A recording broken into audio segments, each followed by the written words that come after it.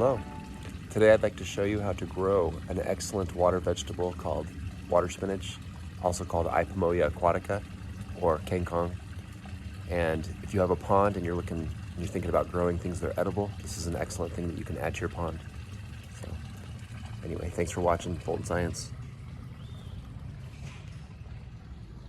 All right, first you need somewhere to sprout your seeds. I really like these takeout containers, and just add some normal potting soil.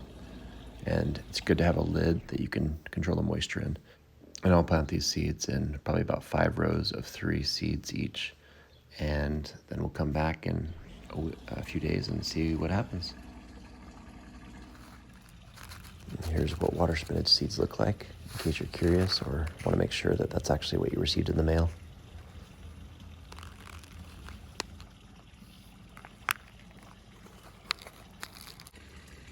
And here we are 3 days later. Tons of little sprouts. Aren't they beautiful? This is what they look like in case you're curious. Yes, you have water spinach, if this is what they look like. So, best of luck. Hope this helps you. Thanks for watching. Don't forget to subscribe.